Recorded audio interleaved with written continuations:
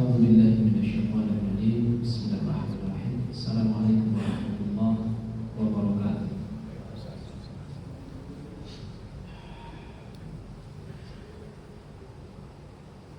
الله أكبر الله أكبر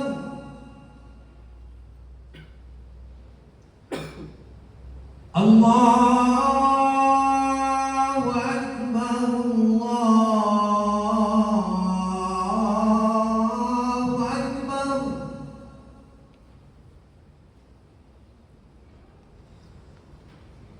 أشهد أن لا إله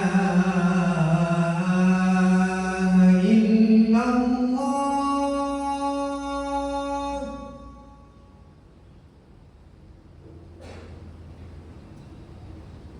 أشهد أن لا إله إلا الله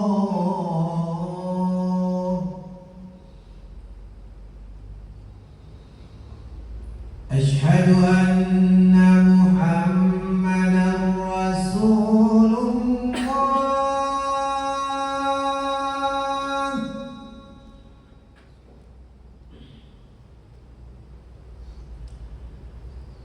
أشهد أن محمدا رسول الله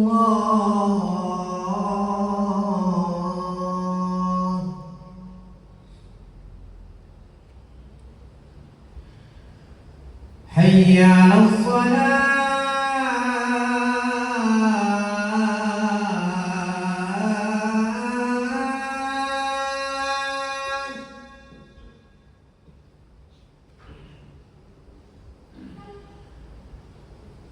حي على الصلاة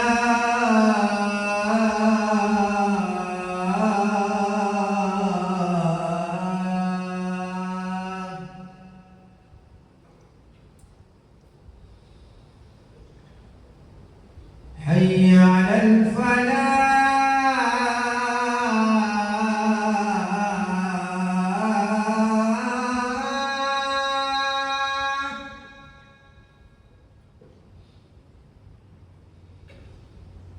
حي على الفلاح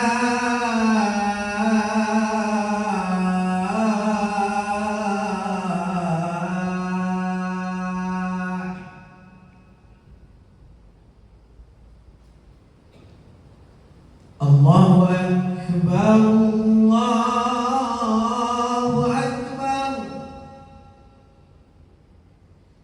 لا إله إلا الله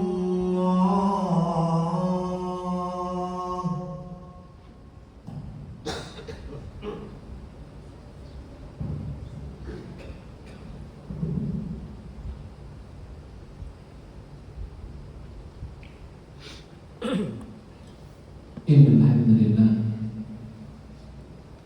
نحمده ونستعينه ونستغفره ونعوذ بالله من شرور أنفسنا ومن سيئات أعمالنا. من يهده الله فلا مضل له ومن يضلل فلا هادي له. أشهد أن لا إله إلا الله وحده لا شريك له وأشهد أن محمدا عبده ورسوله صلى الله عليه وعلى آله وأصحابه ومن تبعهم بإحسان إلى يوم الدين. أما بعد. يا أيها الناس اتقوا ربكم الذي خلقكم من نفس واحدة وخلق منها زوجها وبث منهما رجالا كثيرا ونساء واتقوا الله الذي تساءلون به والأرحام إن الله كان عليكم رقيبا. Kaum muslimin jemaah salat Jumat yang dirahmati oleh Allah Subhanahu wa taala. Bersyukur kita kepada Allah Subhanahu wa taala karena pasti atas limpahan rahmat, karunia dan nikmat dari Allah sehingga Allah Subhanahu wa taala masih memberikan kesempatan kepada kita pada siang hari ini untuk bisa menambah, memperbanyak memperbanyak ketaatan, ketakwaan kita kepada Allah Subhanahu wa taala. Karena bagaimanapun semua kenikmatan tersebut, kesempatan tersebut itu murni sejatinya dari Allah Subhanahu wa taala. Maka oleh sebab itu kita sebagai manusia seharusnya untuk selalu bersyukur kepada Allah Subhanahu wa taala. Terlebih lagi nikmat kesempatan yang Allah berikan kepada kita pada hari ini, pada siang hari ini, pada tempat dan waktu ini. Kemudian yang kedua, tidak lupa kita berselawat kepada baginda Nabi kita Muhammad sallallahu alaihi wasallam. Allahumma shalli ala Muhammad wa ala ali Muhammad. Semoga dengan sering dan selalu kita berselawat kepada baginda Nabi, Allah Subhanahu wa taala sudi kiranya menjadikan kita sebagai hamba beliau yang mendapatkan syafaat dari Nabi sallallahu alaihi wasallam pada hari akhirat kelak. Yang pada hari itu tidak ada yang bisa memberikan pertolongan, tidak ada yang bisa memberikan syafaat kecuali yang diizinkan oleh Allah. Dan salah satu manusia yang diizinkan oleh Allah untuk memberikan syafaat pertolongan di antaranya adalah Nabi kita Muhammad sallallahu alaihi wasallam. Semoga kita termasuk daripada umat beliau yang mendapatkan naungan tersebut, syafaat tersebut, pertolongan tersebut dan kemudahan tersebut. Jemaah yang dirahmati oleh Allah Subhanahu wa taala, menjadi keharusan setiap khatib naik mimbar untuk selalu mengingatkan baik kepada diri khatib secara khusus maupun secara umum kepada jemaah sekalian untuk selalu meningkatkan ketakwaan, nilai ibadah kita, semangat ibadah kita kepada Allah Subhanahu wa taala. Karena dengan ketakwaan tersebut kita akan mendapatkan dua kebahagiaan. Yang pertama adalah kebahagiaan dunia dan yang kedua adalah kebahagiaan akhirat. Karena Allah Subhanahu wa taala bekal terbaik untuk mendapatkan kebahagiaan dunia dan akhirat adalah ketakwaan kepada Allah Subhanahu wa taala. Wa tazawwadu fa inna khairaz zadi taqwa. Berbekallah kalian dan sebaik-baik bekal untuk mendapatkan kebahagiaan dunia dan akhirat tidak lain dan tidak bukan adalah takwa kepada Allah Subhanahu wa taala. Jemaah salat Jumat yang dirahmati oleh Allah Subhanahu wa taala. Banyak ayat di dalam Al-Qur'an maupun hadis dari Nabi sallallahu alaihi wasallam menyebutkan bahwasanya nanti kelak di akhirat cuma ada dua tempat.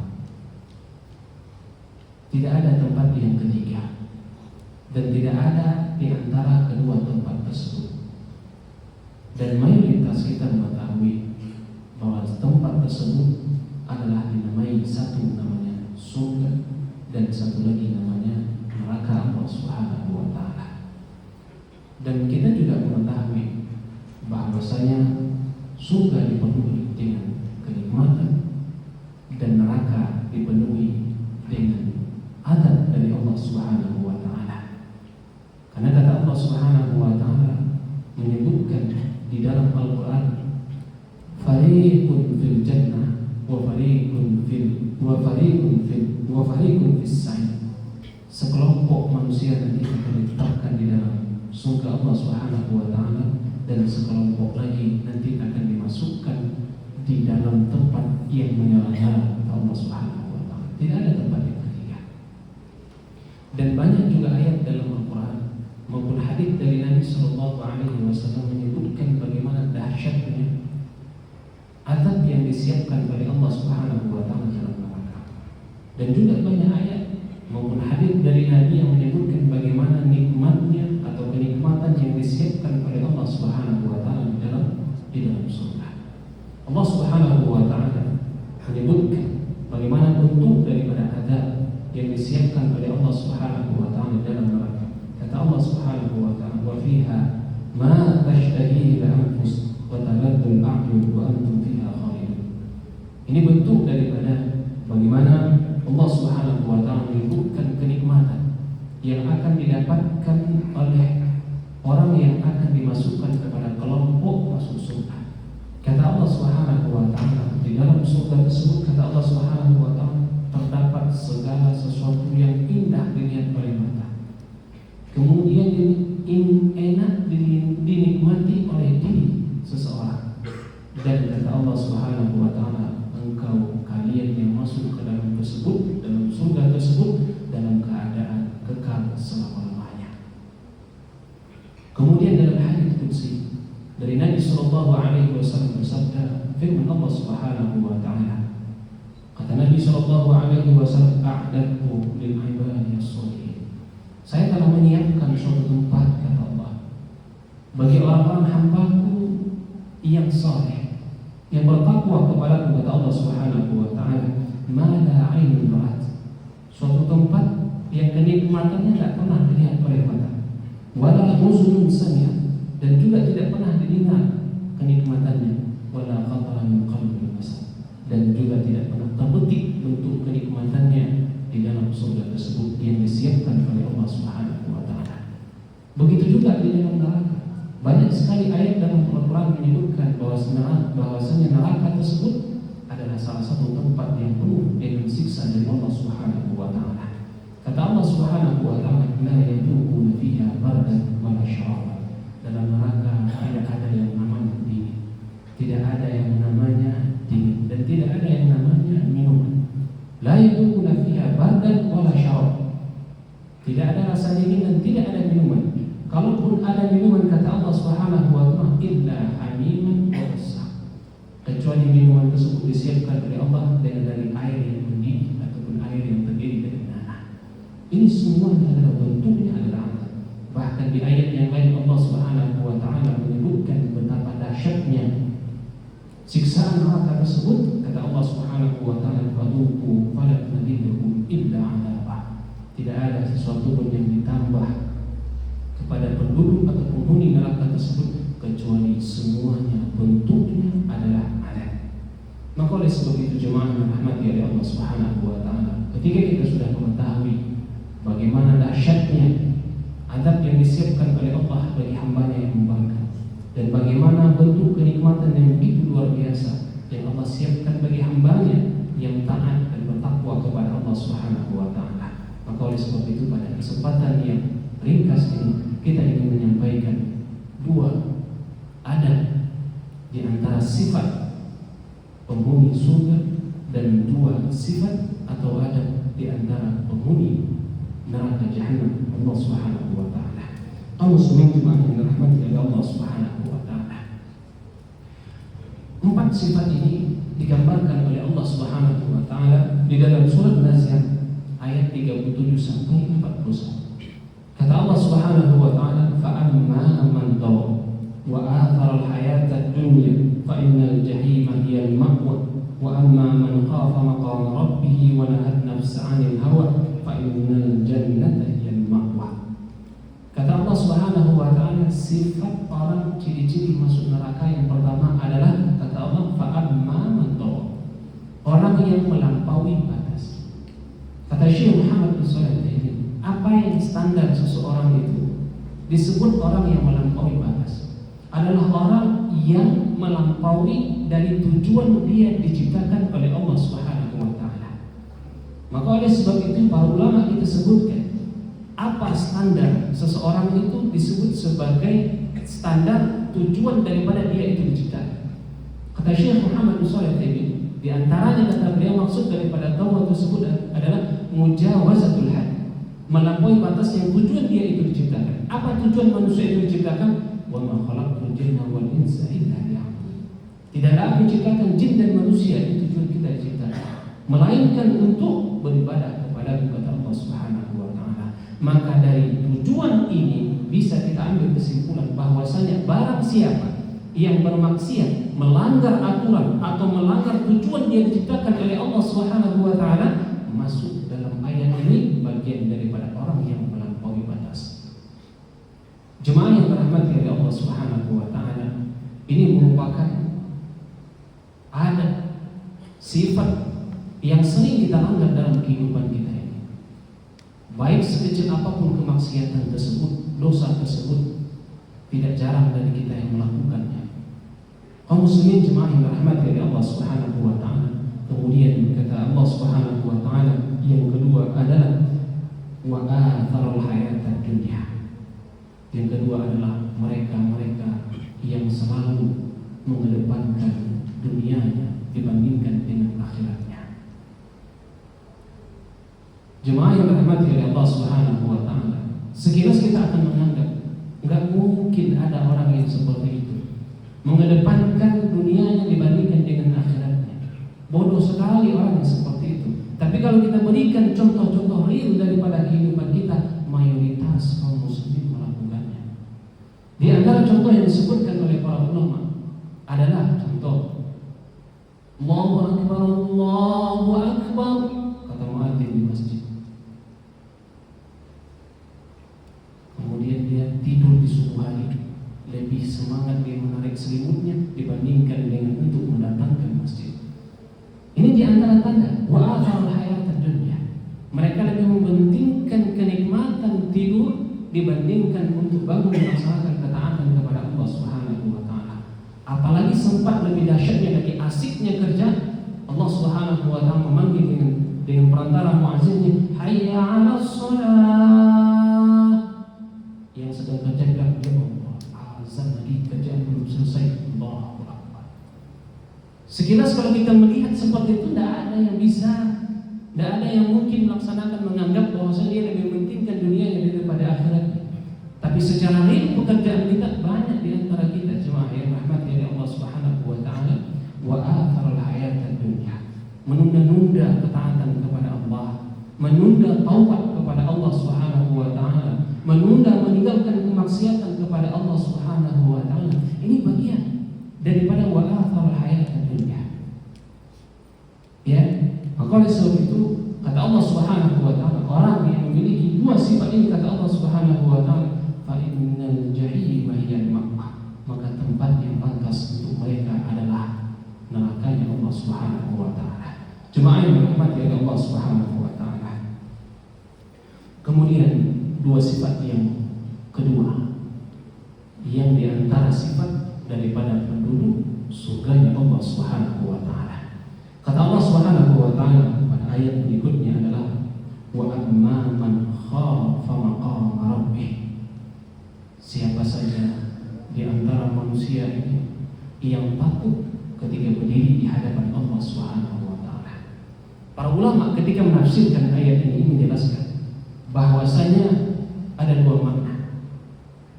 Ketika seseorang itu melaksanakan kemaksiatan kepada Allah Subhanahu wa taala, tadzakkar fa innallaha yara. Dia teringat bahwasanya ketika dia melaksanakan kemaksiatan tersebut Allah sedang melihat dia. Kemudian dia khaf, takut.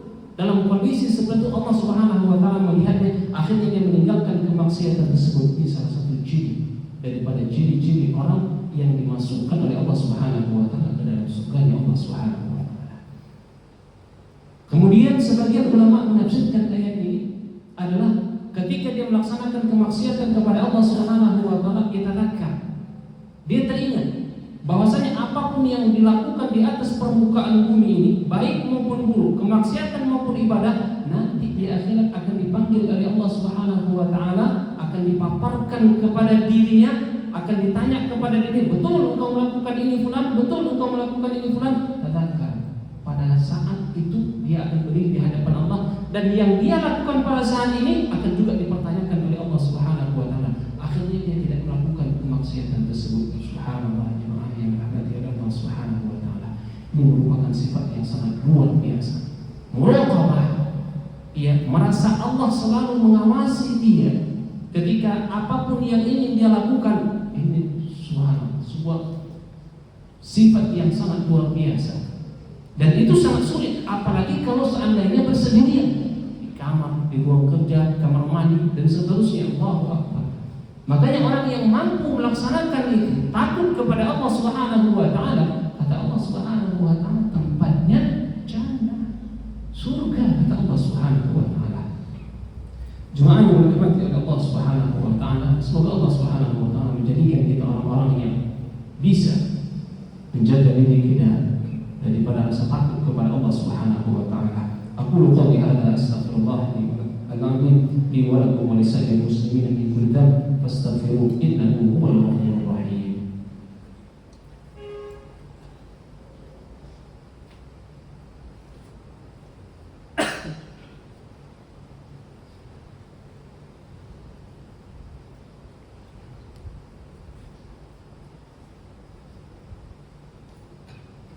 الحمد لله الذي هدانا لهذا وما كنا لنهتدي لولا أن هدانا الله. أشهد أن لا إله إلا الله وحده لا شريك له وأشهد أن محمدا عبده ورسوله صلى الله عليه وعلى آله وأصحابه ومن تبعهم بإحسان إلى يوم الدين. أما بعد، يا أيها الذين آمنوا اتقوا الله وقولوا قولا سديدا يصلح لكم أعمالكم ويغفر لكم ذنوبكم ومن يطع الله ورسوله فقد فاز فوزا عظيما. Jemaah yang dirahmati oleh Allah Subhanahu wa taala. Kemudian sifat yang kedua, yang diantara sifat yang disebutkan oleh Allah Subhanahu wa taala merupakan ciri-ciri sifat orang yang akan dimasukkan oleh Allah Subhanahu wa taala ke dalam surganya Allah Subhanahu wa taala adalah wa nahan nafsa 'anil hawa, yaitu orang yang mampu menjaga dirinya daripada hawa nafsu yang terdapat di dalam dirinya. Para ulama kita sebutkan juga bahwasanya diri manusia itu terdiri daripada 3 nafsu. Yang paling dominan itu biasanya adalah nafsu yang buruk, ammaratu bisu.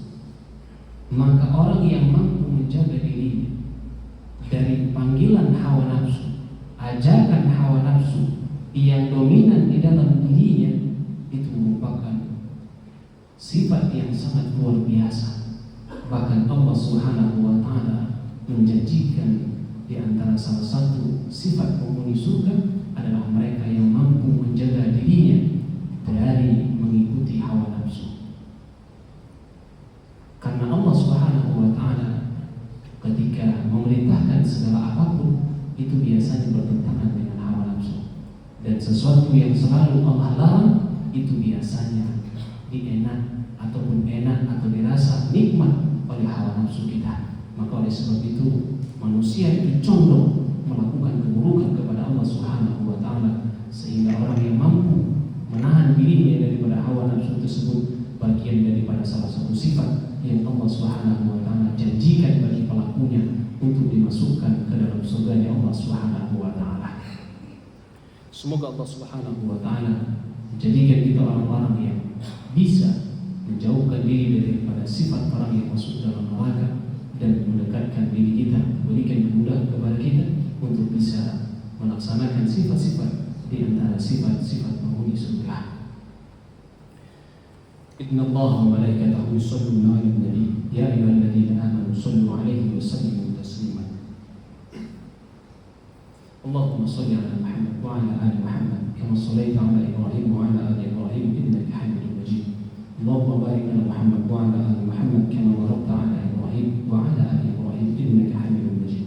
Allahumma ighfir lil muslimina wal muslimat wal mu'minina wal mu'minat al ahya'i minhum wal amwat innaka sami'un qaribun mujibud da'wah wa yaqdi al hajat. Allahumma inna nas'aluka al huda wat tuqa wal 'afafa wal 'ilm. Allahumma inna na'udzu bika an nushrika bika wa nahnu na'lam wa nastaghfiruka lima la na'lam. Allahumma ighfir lana wa liwalidayna warhamhuma kama rabbayana shighara. Allahumma rabbana taqabbal minna salatana wa siyamana wa ruku'ana wa sujudana wa qu'udana wa tadarruana wa tahassana wa ta'abbudana wa tammim taqsirana ya Allah ya rabbal alamin. Allahumma inna nas'aluka al-jannata al-firdaus. Allahumma inna nas'aluka al-jannata al-firdaus. Allahumma inna nas'aluka al-jannata al-firdaus. Rabbana atina fid dunya hasanah wa fil akhirati hasanah wa qina adzabannar. Subhana rabbika rabbil izzati amma yasifun wa salamun 'alal mursalin walhamdulillahi rabbil alamin. Aqimis shalah.